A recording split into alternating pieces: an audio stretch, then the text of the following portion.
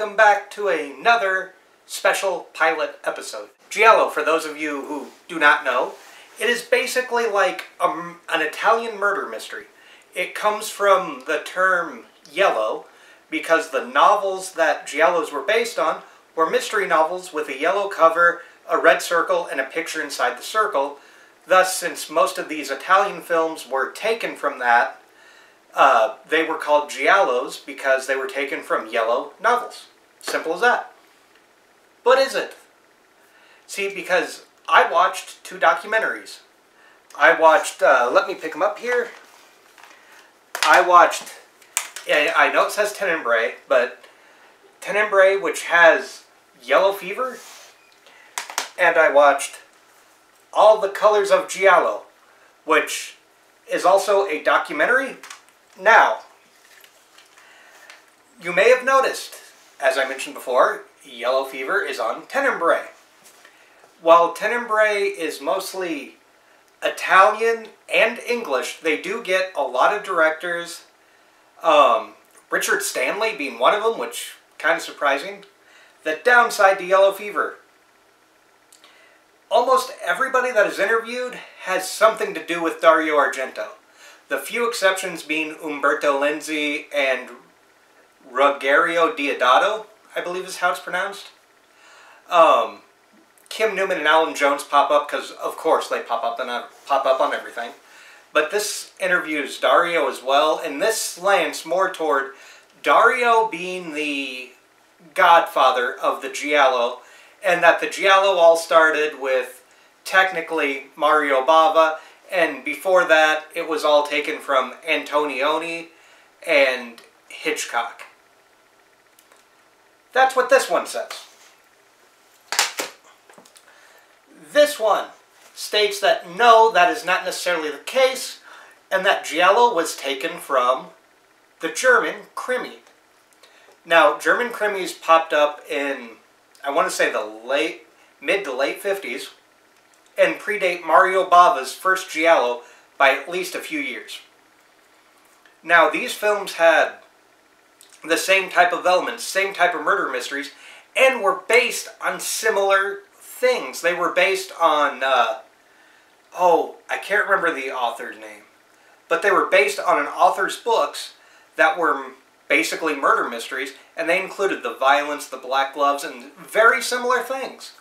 So, this one is actually what I consider, I consider this the better documentary, plus you get 4 hours of Giallo trailers. But what I was getting at was that these two, they are companions to each other. These are, you need to watch both of these and you will get the full story of the Giallo film. Also on here is a CD, which is kind of cool, and then also Krimi trailers. And there's an interview with the guy from, there's an interview with a guy who's a film historian, who knows a lot about Krimis, so kind of cool. The other big difference, this one is Italian and English, this one is Italian, with English subtitles. There is, I watched it, and as far as I remember, it is all Italian. There is no English until you watch the Giallo-thon, which is the 4 hours of trailers with Kat Ellinger. And Kat Ellinger does an audio commentary. So, I've been holding up Tenebrae. That's my thoughts on these two documentaries. If you want a more complete history, go with this one. If you want a documentary that, you know, talks about Argento and is more on the Argento side, pick this up, but at the same time, this one I understand because it's on a disc for Tenebrae. Which leads me to, people might be wondering, what Giallo do I recommend? So, first Giallo I recommend, Tenebrae, clearly. This is my favorite Giallo I've ever watched. Has one of the best theme songs by Goblin, I do believe. Let's see. Yes, Goblin. One of my favorite soundtracks by Goblin is on here. And it has a scene that is so fake looking, but I absolutely love. So, little bit going on. There's going to be some spoilers for these. Apologies. If you do not want to be spoiled, then I don't know the time code. But if you don't want to be spoiled, I'd say mute now, and I will, like, say peace, something like that. So when I do this, you can come back if you don't want to be spoiled. So, Tenebrae. My favorite scene is the most notorious one where a woman's arm is right here and an axe just, bam, right in her arm. That actually kind of hurt. But goes bam, right in her arm. But the arm looks so fake, it's kind of funny. But other than that scene, this is a really good story. Apologies for my phone. This is a really good story. This is my favorite Argento. Yeah, this is my favorite Argento Giallo, actually. So, the other Argento films, since I have them right here, are Deep Red and Bird with the Crystal Plumage. Whoops, wrong one. Deep Red, deeply disturbing. There is a doll that appears in Deep Red, and it keeps showing up, and it's creepy as hell. Deep Red is another very good Argento Giallo. In my mind, it doesn't hold up to Tenebrae, but that might be because I watched Tenebrae first, and with me, it tends to be what I watch first, depending upon how good it is how I make judgments. That may sound weird, but that's just me. So, Bird with the Crystal Plumage, though, that is my second favorite Argento film, and actually my second favorite Argento Giallo, because this one is the one that started it all for him, and it is really, really good. And I don't have it here with me, oddly enough, but Lucio Fulci did a Giallo called Don't Torture a Duckling, and that is amazing. So, well, since I'm done with the spoiler for that, Don't Torture a Duckling. Lucio Fulci's Giallo. It is fucked up. So, spoiler alert for this. There's a person killing Catholic boys, and the spoiler here... Well, actually, you know what? I'm not going to spoil it. I want you to see it. So, seek out Don't Torture a Duckling. Somebody is killing Catholic schoolboys, and it is an intriguing mystery, and there is a commentary on the church. So, fascinating. Now, I also watched a few of these. This would be The Forbidden Photos of a Lady Above Suspicion, which I watched, and I don't remember too much about it, because I do believe I fell asleep during it, but it was a day I wasn't feeling well. Now this, What Have They Done to Solange? This is really good.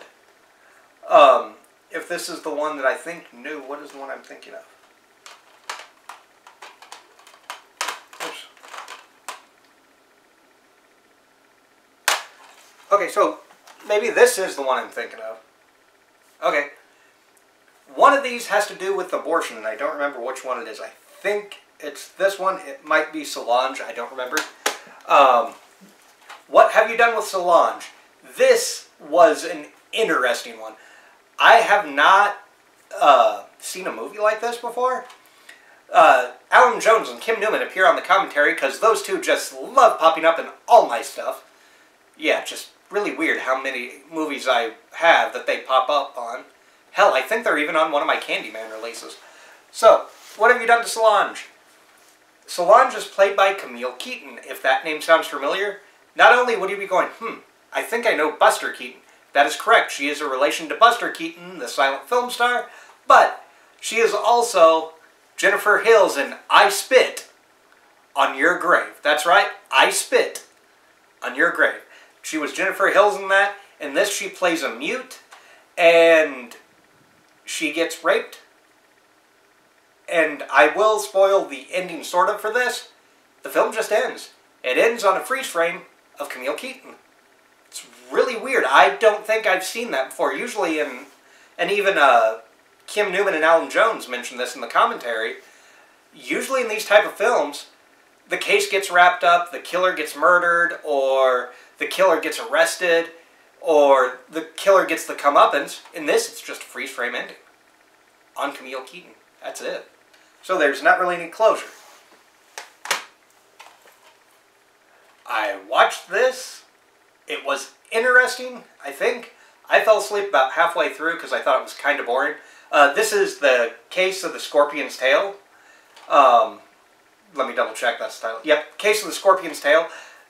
So you are aware, if you see Italian titles, that is because for these Arrow releases, I flipped them around because I actually prefer the Italian posters and titles. I do the same with their Japanese art. Their Japanese artwork I usually flip to the Japanese name as well. So, this was...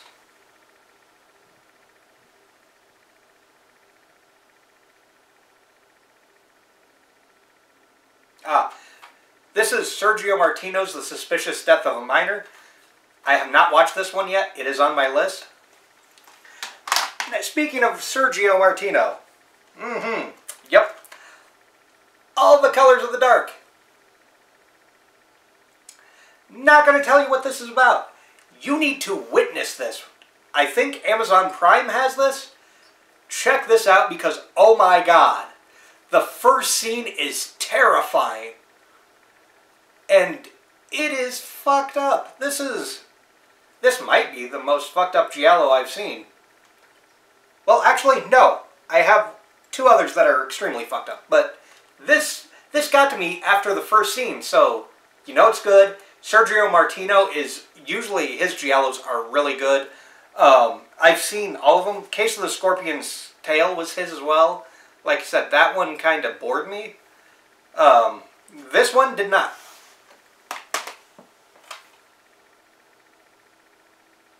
Okay, this is What Have They Done to Their Daughters. I have not seen this yet. It is in my watch list.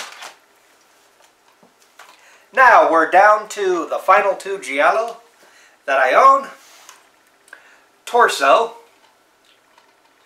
Strip Nude for Your Killer. These are rough watches. This one takes the violence to an extreme level.